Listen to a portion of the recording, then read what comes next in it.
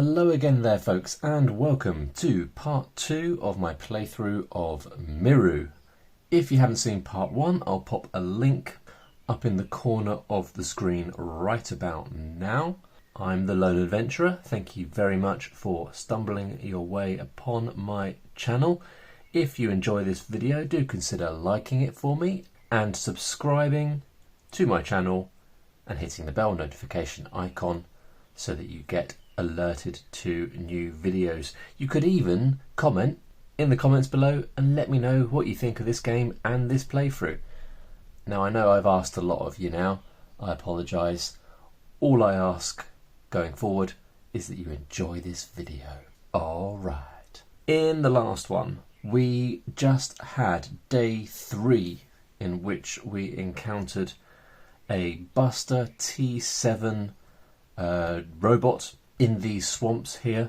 Buster T7 is one of the two most brutal enemies. Is that fair to say? Certainly one of the two enemies that have the most hit points. I'm now looking and seeing that an alligator can theoretically do more damage. But anyway, early in the game we encountered an enemy that does a lot of damage. So in true Lone Adventurer fashion, I ran away, which resulted in quite a significant dip in my health and energy, because it turns out when you run away, you use energy running away, and then you don't get to replenish that evening. Yeah, you don't get to eat or sleep, I guess, because you're freaking out, hiding underneath a bush, quaking, worrying for your life, so you don't have time to eat and you can't sleep because you're so freaked out by the fight you just managed to escape with your life from. So what are we going to do? We are going to push on and hopefully find somewhere that we can acquire some food, because at the moment I don't have any. Well, I have very little. What have I got? 1 meal bar left, so not a lot. Okay, so we're going to move up in this direction, and we need to see what kind of terrain we are encountering. 6, another swamp. Doesn't sound great. Alright, so let's see what is going to happen in the swamp.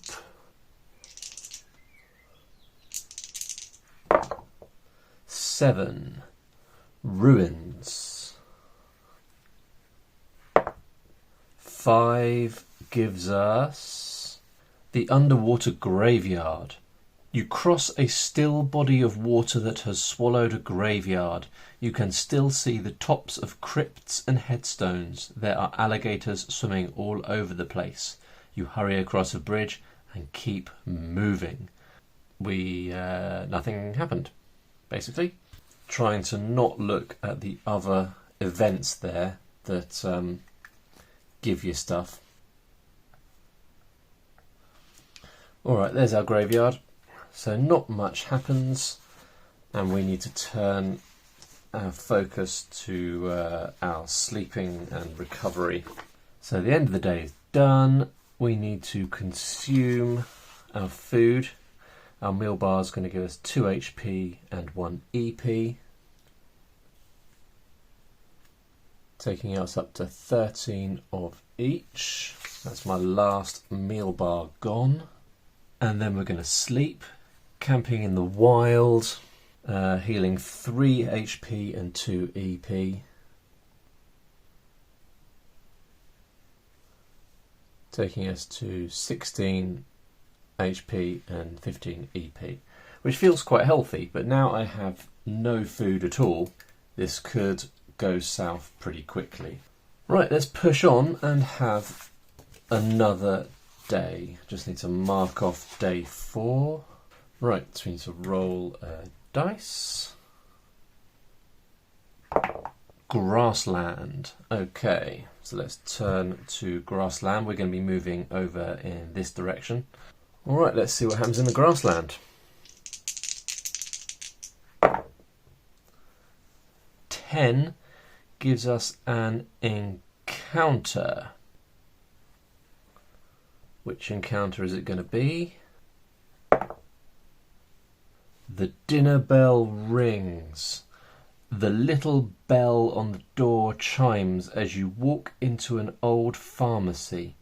You search up and down the aisles looking for anything useful but only find empty shelves. You give up on finding anything here and go back outside where a pack of wild dogs attacks you. Brilliant. I feel like this game isn't necessarily going my way. So a pack of wild dogs. And it doesn't look like we're likely to get much in the way of rewards. Only if I defeat them and then roll a 5 or a 6. It would be nice to encounter something that gave me some meal bars. But never mind. Never mind. So I'm not going to draw in the dogs because I am not great at drawing beasties. We'll just put in some grassland. There we go. And these wild dogs that we've got to fight. Wild dogs, they're always in packs now, always hungry, always desperate. Okay, so they're going to attack me first because we always get attacked first. 6, so the maximum number of damage, brilliant. So that's going to be 5, but I've got a defense of 2, which means we're taking 3 damage. Now, obviously, I'm going to be using my solar-powered taser, which gives me a once per day plus 9 attack. So I'm going to be attacking for 9. They've got a defense of 1, which means I'm doing a total of 8 damage, which kills the wild dogs. So the wild dogs are defeated. So at least they weren't too difficult there.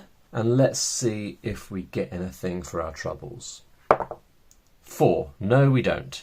So we don't even get the reward there for defeating the dogs.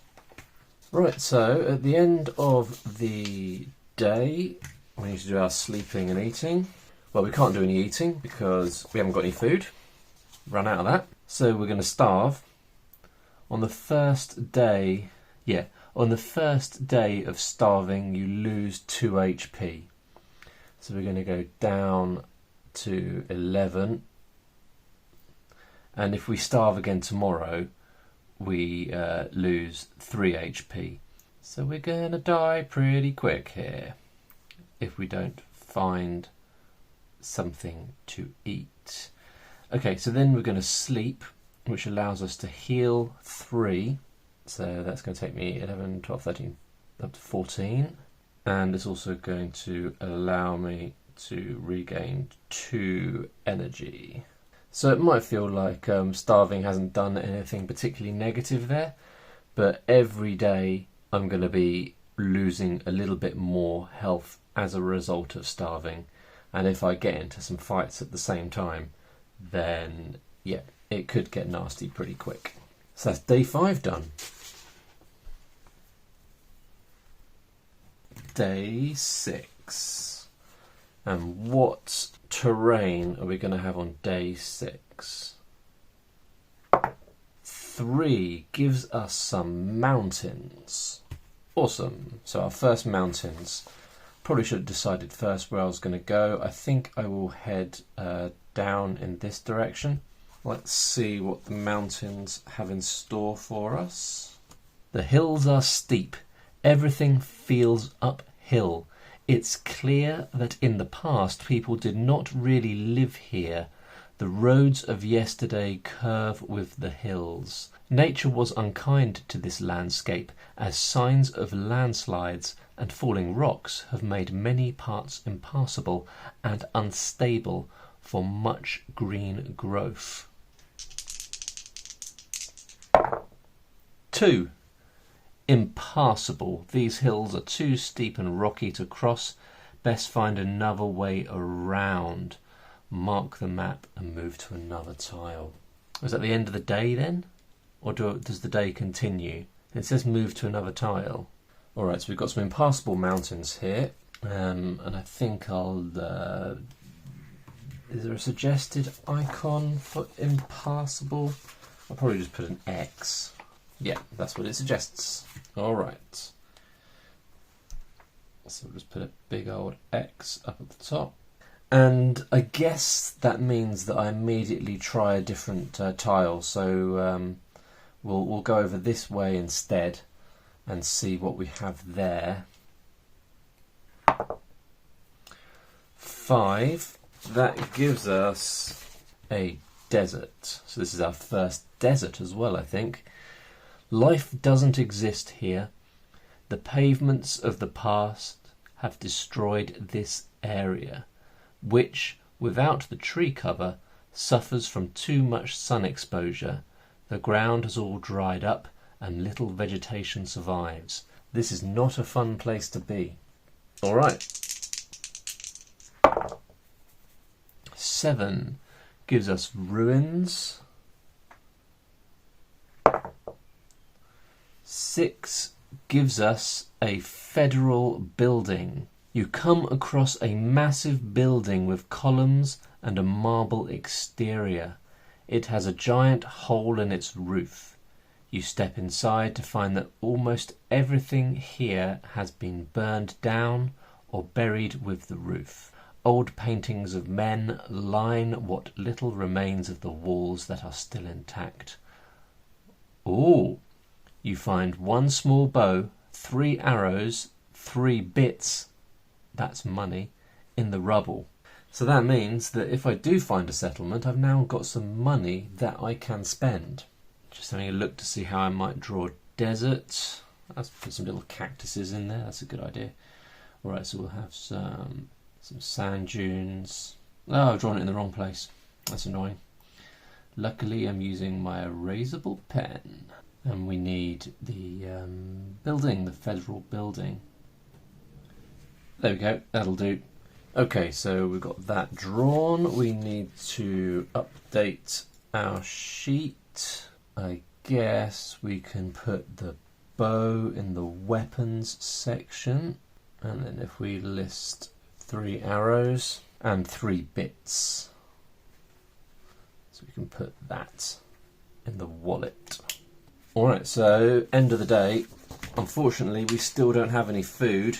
Would be nice to find some food soon. So right now we're starving. We're going to lose 3 HP because this is our second day of starving. But then when we sleep, we're going to gain 3 HP and 2 energy. So that means I gain 0 HP overall, but I do gain 2 energy, taking me up to 19. Whew. Alright, so from the next round I will start losing health, net health overall, if I don't find something to eat, which I hope I do.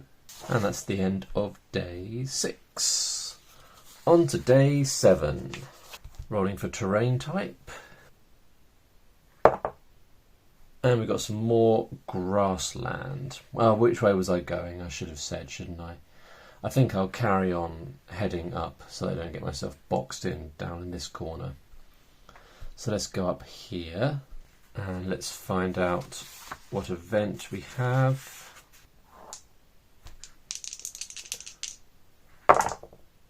Alright, 8 gives me some ruins. I was just looking longingly at the possibility of finding a village on a 4 or a 5, but that has not happened. So let's see what we get here. Alright, an apartment building. You come upon a small 2-storey brick building. Most of the doors are locked except for room number B4. You walk into an apartment that hasn't been touched for 50 plus years. You find the remote for a retro flat screen TV and turn it on. It just shows static for a minute and then turns off. You check the kitchen to find 2 meal bars and you find 5 bits in a bedroom dresser. Thank goodness for that. In the middle of the night, a large group of bots pass by.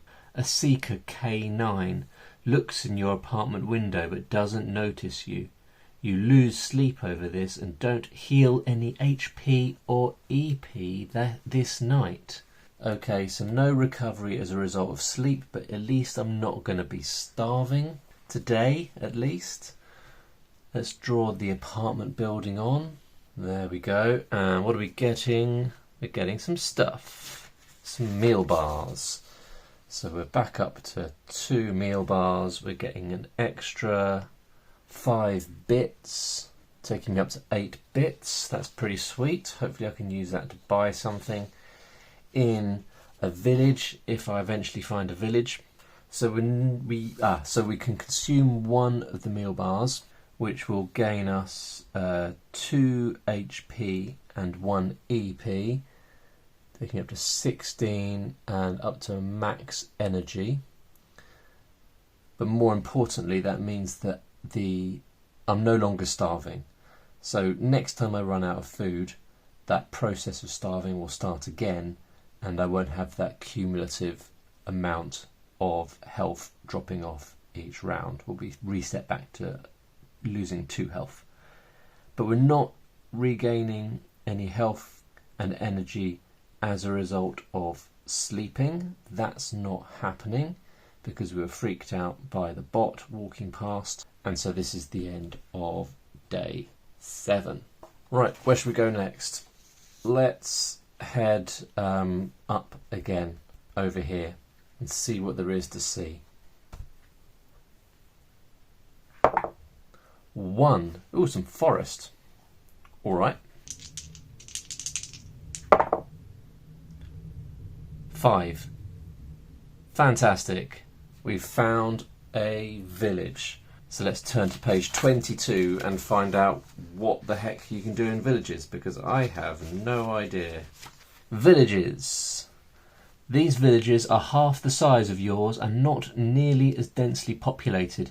They each sport a small shop near the entrance, someone looking for help, a tavern for good food, and a hotel for deep recovery. Fabulous. So we've got shops. Okay, so this is because this is the first village we've encountered. We only have access to shop number 1. So we could buy something in the shop. Very possibly we will. I'm not sure what this little bit here is all about. I'm trying to work it out, but there's nothing here to explain what it's for. Okay, I've worked it out. These are references to give you additional information about shop number 2, some items available in shop number 2. So we don't need to worry about that. What we do need to think about is what we're going to buy, and then we can take on a quest, which is pretty cool.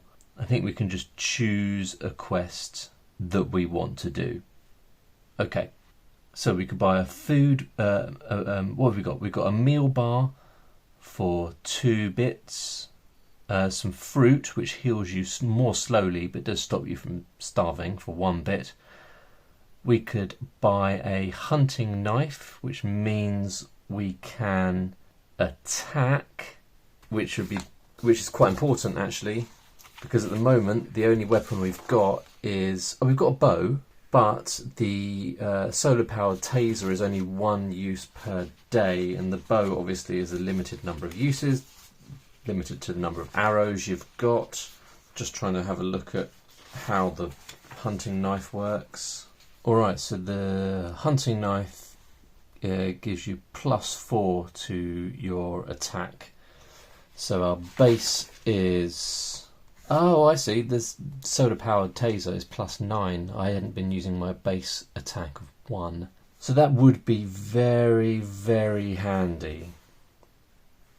Because at the moment, once my solar-powered taser runs out, well, presumably I could use my arrows, but if they run out, then I can't attack. All I can do is run away.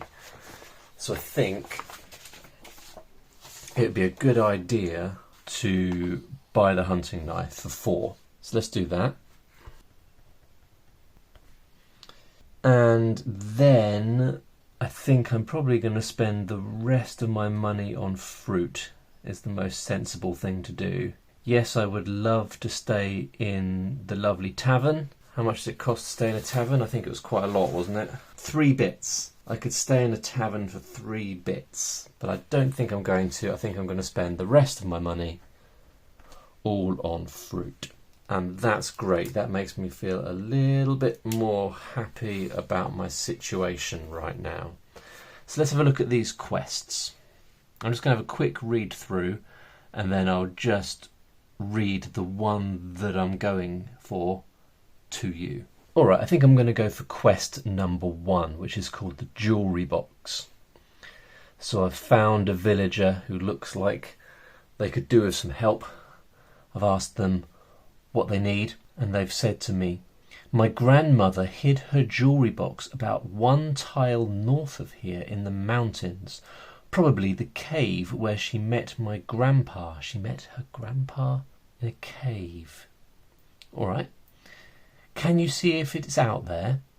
So on that tile we will complete the quest, which involves, instead of doing an event, I think this is how it works, on that tile we'll turn to page 25 and look at quest 1, and then we can bring the jewellery box back here for 30 bits, which would be awesome. 30 bits would go an awful long way. Oh look, I can buy 10 arrows for 2 bits. I could learn a tech skill.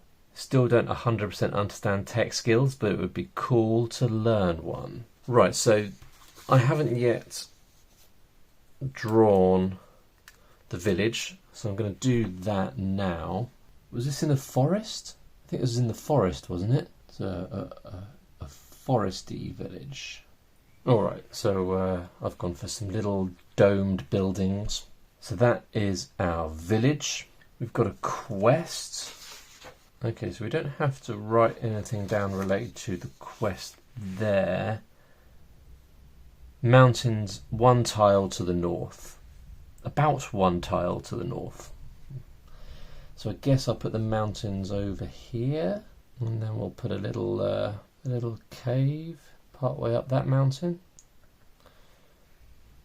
And let's should we just write Q1 on there to mark it as a quest location.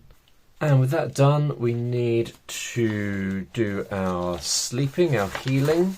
So camping in a village. So I need to consume 1 item, because you have to consume something every day. That's our fruit. But camping in a village, we're going to heal 4 anyway, which is going to take us up to the max. And that is the end of day 8. Okay, I think I'll push on. We'll have a go at that quest, and then we will leave the video once we've successfully completed the quest. I think that's what we're going to do. So the next day we're going to move up into the mountains there. We don't need to roll to see what the terrain is because we know that it's mountains.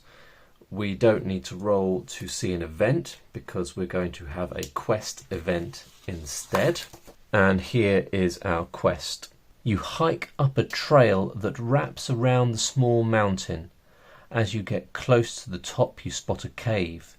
You walk in and start shuffling around any loose rocks that would make good hiding spots, because we're looking for the jewellery box. Eventually you move a rock over to find a jewellery box. As you turn to leave, a Grolar bear has just returned home and is not happy to find you. Right, so we've found the jewellery box. So we've got that. I'm just going to put a little tick next to the quest marker there. But now we've got to fight this bear or run away. But if we fight the bear, there's a good chance we'll get some cool reward. So I think what we'll do, this hybrid polar and grizzly bear species is not happy about your presence. Well, I wouldn't have thought so. Okay, so we'll see how it goes. We might have to run away, but hopefully we can fight the bear. We'll see how it goes. Anyway, the bear gets to attack me first. 4 does 6 minus my defense, so immediately doing 4 damage. And we were obviously going to use our solar powered taser for a +9 attack, so that's 9, 10. The Growler Bear's got a defense of 2, which means it's going to take a total of 8 damage. Just make a note in my little pad. Alright, this is my little pad that I'm tracking my adventure in. I'm not sure I've shown it yet. So, the bear started on 15 health. I've taken it down to 7 so far. Now the bear gets to attack me again. 3. That's another 6 minus my defense. That's another 4. Got to be careful here because I don't want to die. That would be rubbish. Now I've got arrows, but I'm not sure how to use them. I guess it's a small bow. I didn't write it down at the time. Because if it's a strong bow, it does 6 damage, but a small bow only does 3. And I've got my knife now, so I might as well use my knife. And my knife is going to give me +4, so a total of 5. See, before I do this, a total of 5 minus the defense of 2 means I'm going to do 3 points of damage, which is going to take the bear down to 7,654, which means I'm going to need 2 more rounds to kill it, which means the bear's going to get to attack me 2 more times. Now if I roll a 5 or a 6, it does 9 points of damage, and all of a sudden there is a decent chance that the bear could kill me. So I think I should probably leg it. I'm going to get a lot of money for the jewelry box. I can come back and defeat the bear another time. I think I'm going to leg it. It might not be. It feels to me like there's a really strong chance that I could die, and I don't want to die. So we'll do the sprint tech for this round, taking me down to 18 energy, and that means that it lowers the escape value by 2, because at the moment I'd have to roll more than a 4 to escape, but on the next round, having done that, I'd only have to roll more than 2. So that is okay. So I'm not attacking the bear, but the bear obviously gets to attack me again. 5. Brutal. This is what I was worried about. So 5 does 9 points. 9 minus my defense of 2, which means it's doing 7 points of damage, which takes me down to 5 health. Hopefully I run away. I need to roll more than a 2. Well, that's bad news, isn't it? So I fail to run away. My turn ends, and the bear gets to attack me again. So if I roll a 5 or a 6 now, I'm dead. 2. Okay, so the bear does 0 damage. I get another chance to escape. And I am successful. Whew. Okay. So when you escape from a fight, you have to pay 2 energy, taking me down to 16. The enemy doesn't heal.